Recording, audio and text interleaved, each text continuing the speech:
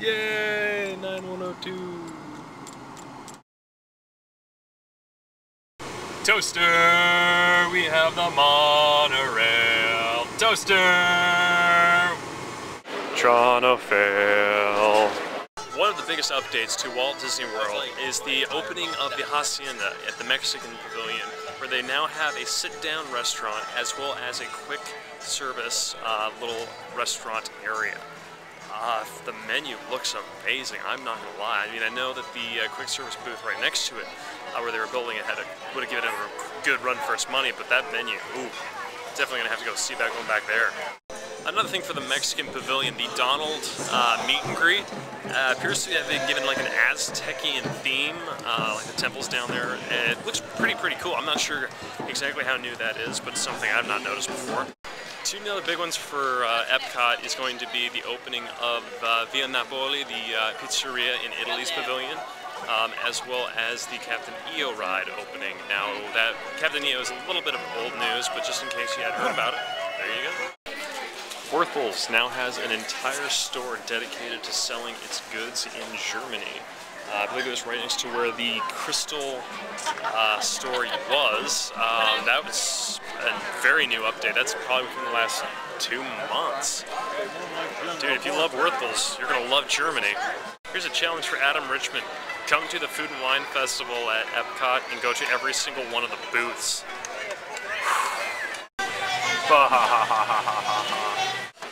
So the updates for Hollywood Studios since I've been gone are that they've already started turning the Streets of America into the Osborne family Halloween, not Halloween, the Christmas lighting and stuff, and it looks really awesome. I really kind of hope that while I'm down here they can turn on the lights just to see if they work.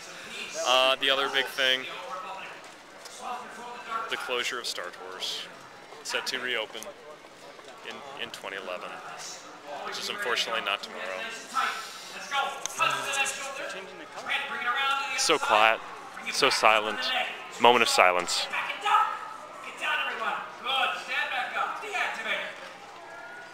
There's also one very important change to Hollywood Studios: the removal of High School Musical.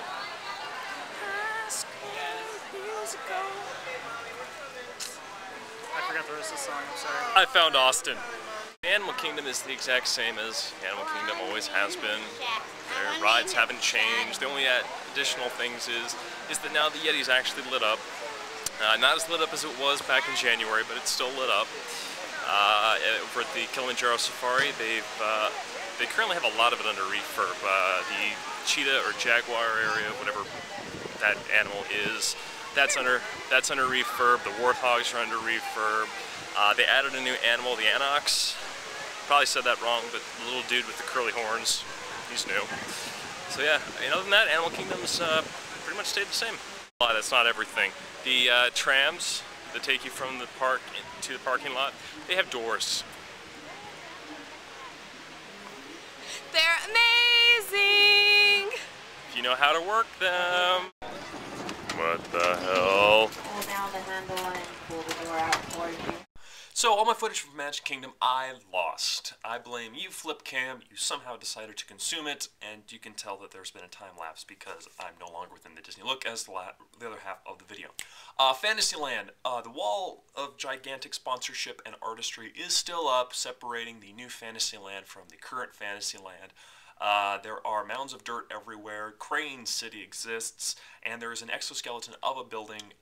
I don't know which building it is, simply for the fact I don't know where all of the new locations are going to be put behind the wall. My assumption is it's probably got to do with the Little Mermaid ride, but again, that's speculation. I'm not exactly sure. Toontown still exists, remains unchanged. Not sure exactly when that's going to be broken down to make way for the rest of the Fantasyland expansion. It's a Small World is open. The refurbishment that they did changed the entrance and exit queue. Why, I don't know. Otherwise, Winnie the Pooh's exoskeleton is still under refurb.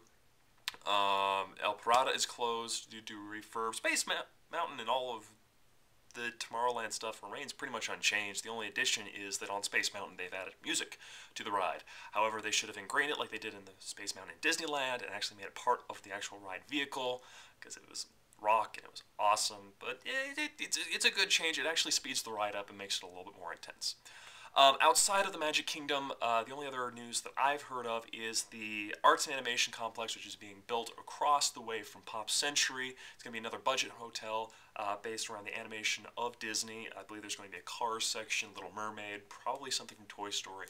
I'm not sure exactly all the details, but it looks like it's going to be pretty cool from the concept art that they've given away. Golden Oaks is still being cranked out right behind Camp Wilderness. And just south of where Golden Oaks is going to be going in, the Pet Center is open. Downtown Disney, to my knowledge, remains pretty much the same, just the current construction on where McDonald's used to be to make a chicken place. I never walked by it, so I wasn't sure exactly if it was done or not. Next 2 weeks from now, they're going to start changing over from Halloween to Christmas with the Mickey's Very Merry Christmas Parade. I believe it's going to start on the 8th of November. Go have fun if you're going to be able to do there. I'm incredibly jealous. Probably around that same time, the water parks will shut down for their annual refurbishment stuff. So other than that, that's going to be all I've got for this episode. And yeah.